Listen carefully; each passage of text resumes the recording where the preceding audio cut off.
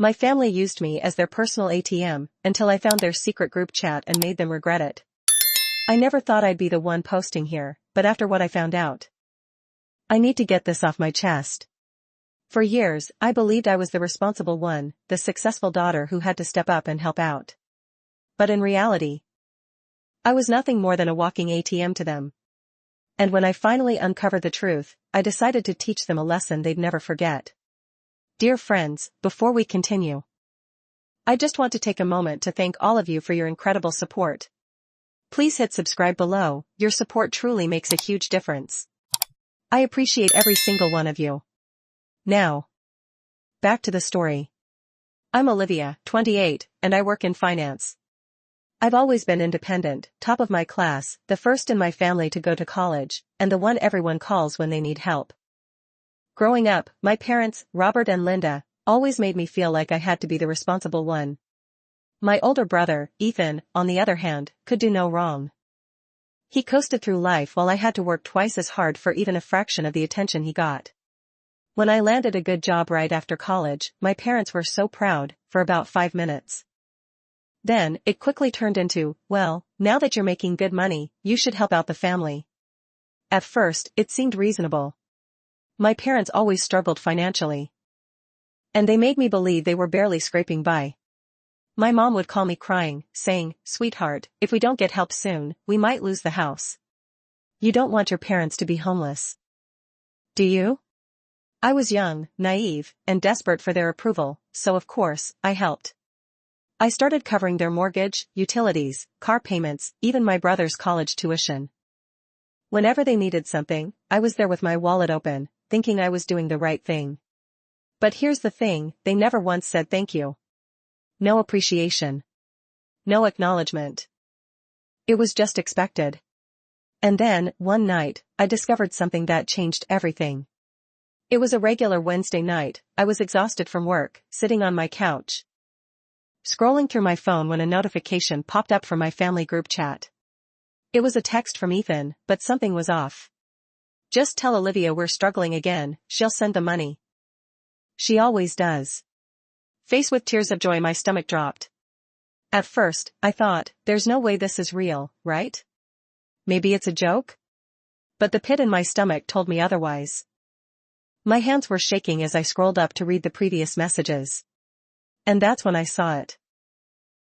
My own parents had been treating me like a cash machine behind my back. "Dad, she's too gullible. Just act sad, and she'll pay up. Mom, don't ask for too much at once, she might start questioning it. Ethan, LMAO, I just bought a Tesla with the struggle money." I felt sick. For years, I had been breaking my back to support them, and they had been laughing at me the entire time. But it wasn't just about the money, it was about the betrayal. These were the people who were supposed to love me, who I thought I was helping out of the kindness of my heart. Instead, they saw me as nothing more than a bank account with a pulse. I could have confronted them right then and there, but I knew them too well. They'd gaslight me, twist the story, and make me feel guilty for even thinking about stopping the payments. So instead, I stayed quiet and started planning. The next morning, I went through my finances, I added up everything I had given them over the years. Over $200,000. That's when I noticed something else. My parents, who constantly cried about being broke, had taken 3 luxury vacations in the past year. My brother, who swore he was drowning in debt, had just bought a brand new Tesla. It was all one big lie. So, I made a decision, no more money. No more support. No more being their fool. I started small, I didn't say anything, but the next time my mom called with another sob story, I just said, "Oh no, that's awful. I hope you figure it out." When my dad hinted at needing help with bills, I replied, "Things are tight for me too. Maybe you should ask Ethan?" The panic started immediately. A week went by, and my family group chat blew up. They started subtly asking why I hadn't sent money yet. My mom even sent guilt trip messages about how parents shouldn't have to beg their kids for help. And then, the final straw, my brother called me in a panic. "Olivia, what is going on? Mom and Dad are freaking out. They can't pay their bills. You're really not gonna help them?" I took a deep breath and calmly responded, "Oh? I thought you had everything under control. Didn't you just buy a Tesla? Silence. Then, a nervous chuckle. Come on, that was different. I thought we were family. I laughed. Actually laughed. Oh, now we're family? Funny, because last time I checked, you all had an entire group chat calling me your personal ATM. So, no, I'm done. And I hung up. Within days, the group chat turned into chaos. My parents accused me of abandoning them. My mom called me, sobbing, saying they were about to be on the streets. I didn't budge. And then, something miraculous happened. Ethan was suddenly able to afford to help them. Shocking, right? Turns out, the moment they realized they couldn't squeeze any more money out of me, they magically found a way to pay their bills without my help. It's been months now, and I've never felt freer. I blocked their numbers, moved to a new city, and started focusing on my own life. I used to think I had to buy my family's love. But the truth is, real family doesn't treat you like a paycheck. And honestly, I don't regret a thing. My family used me as their personal ATM for years. I found out through a group chat where they laughed about manipulating me for money. Instead of confronting them, I cut them off financially. And they instantly started panicking. Turns out, they weren't struggling, they were just using me. Now, I'm free, and they're learning how to survive without their walking cash machine. So, Reddit, am I the asshole for cutting them off? I sat on my couch, phone still in hand, my heart pounding in my chest, the messages I had just read. The group chat where my own parents and brother had been mocking me, kept replaying in my head. She's too gullible, just act sad, and she'll pay up. Don't ask for too much at once, she might start questioning it. LMAO, I just bought a Tesla with the struggle money. I had spent years believing I was helping my family. That I was the responsible daughter who stepped up when they needed me, but the truth? I was nothing more than their personal ATM, and they never even respected me for it. The betrayal ran deep. Cutting through every childhood memory, every sacrifice I had made. I wasn't just hurt, I was humiliated. But what hurt the most was the realization that I had never actually mattered to them, only my money did. I wanted to scream, to confront them right away, to demand an explanation, but deep down, I knew exactly how that would go. They'd deny it, gaslight me, and somehow, make it all my fault. So instead, I stayed quiet. That night, I barely slept, every time I closed my eyes. I saw my mother's fake tears, my father's disapproving glare, my brother's smug smirk as he bragged about his new car, bought with the money I had worked so hard for. I felt sick. For years, I had convinced myself that I had to help them, that it was my duty, my responsibility, that if I just gave enough, worked enough, sacrificed enough, they would finally love and appreciate me. But now, I saw the truth. They never saw me as family. They saw me as a resource. And I was done. So I made a decision, one I knew would shake my entire world. I stopped sending them money. No announcement. No warnings, just silence. And then, I waited. Week 1, the first call came exactly on the day I normally sent the money. My mother's voice was unusually soft, dripping with forced concern. Olivia, sweetie. Did you forget to send this month's payment? You must be so busy. Your poor mother has been worried sick, we have bills to pay, you know. I took a deep breath. My fingers hovering over my phone, every part of me wanted to cave, to transfer the money just to make the guilt go away. But then, I remembered the messages, the way they had laughed at me. Exploited me. So, I forced a smile into my voice and said, "Oh no, that's terrible. I hope you figure it out." And then, I hung up. Week 2, the second call was very different. My father, Robert, was not the type to pretend to be nice. His tone was sharp, full of anger. You ungrateful brat. After everything we've done for you, this is how you repay us? I worked my ass off raising you. And you can't even do this one thing for your family? You're a disgrace. I almost laughed. He worked his ass off? I had been paying their mortgage since I was 23, he hadn't lifted a finger in years. Sorry, Dad. Things are tight for me too. The silence was deafening before he slammed the phone down. Week 3, the threats started.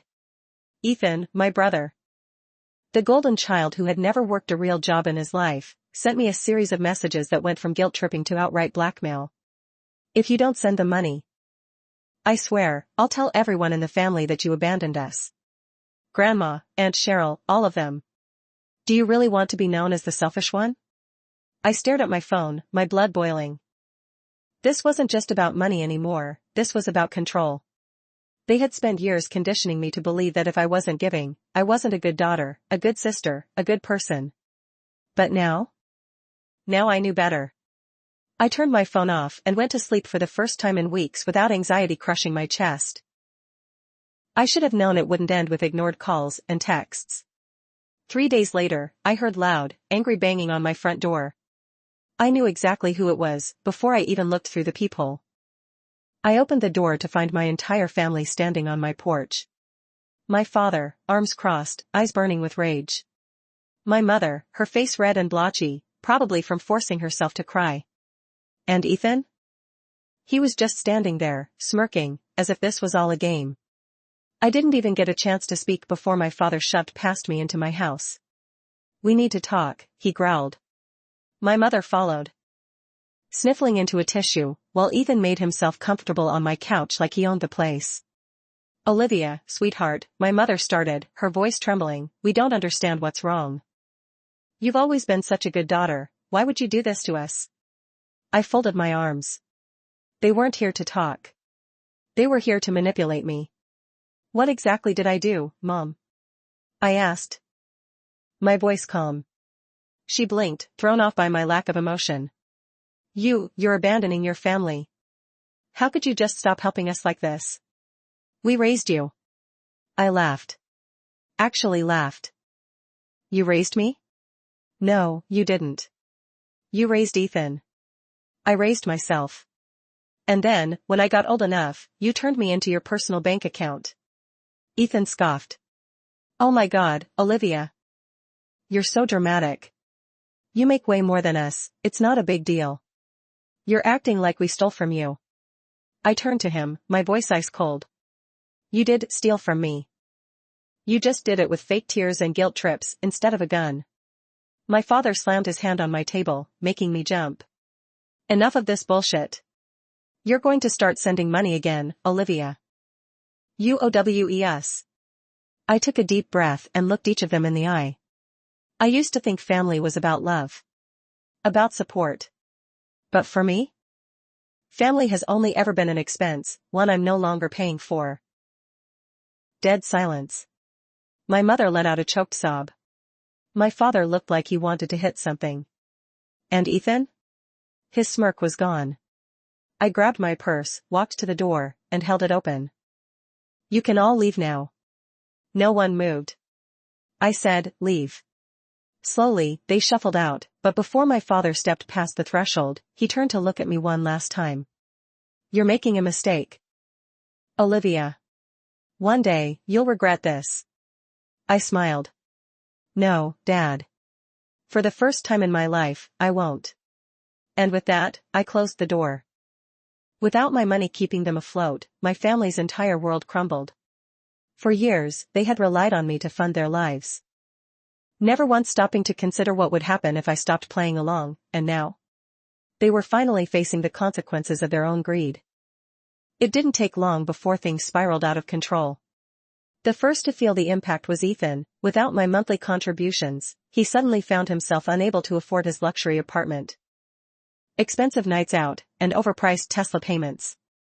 Within 2 months, he was evicted, forced to move back in with my parents, a fate he had always mocked others for.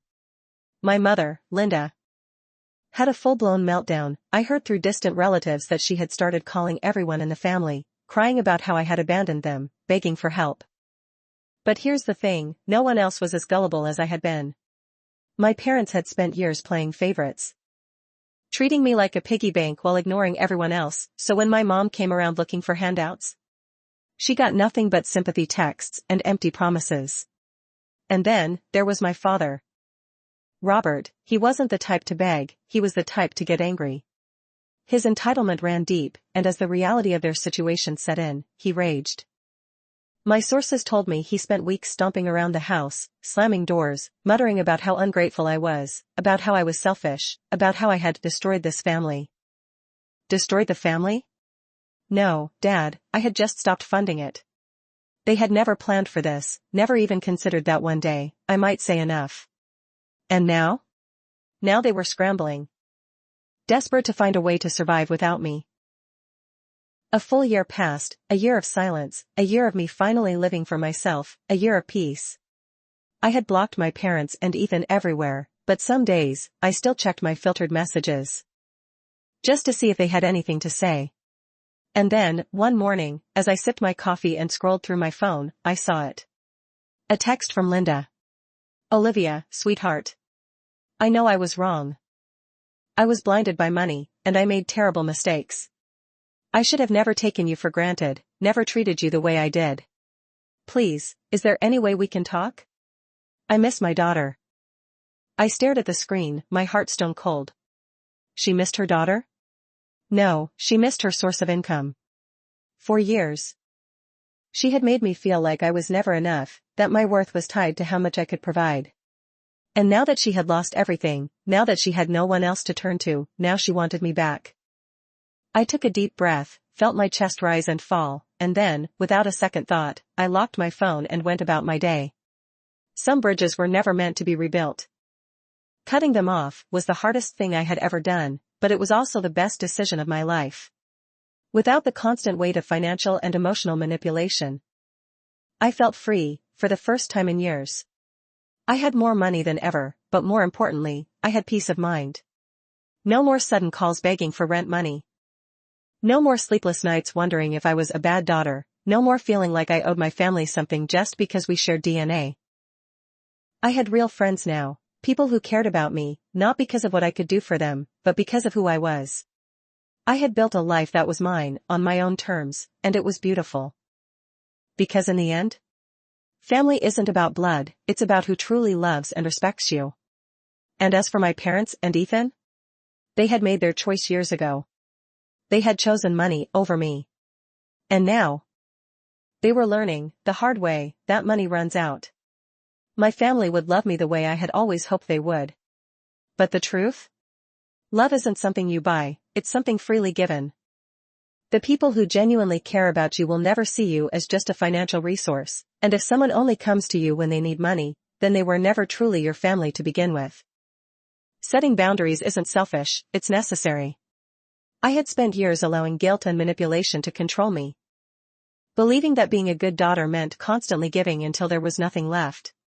But real family, real love, doesn't come with price tags or conditions. Most importantly, I learned that I am not responsible for fixing anyone else's life. No one is obligated to sacrifice their own happiness just to keep others comfortable. I deserve my own life, my own dreams, and my own happiness, and I no longer feel guilty for choosing myself. Because at the end of the day, being family is about love, not obligation. And I finally understand that true family isn't defined by blood, but by the people who treat you with respect, kindness, and care.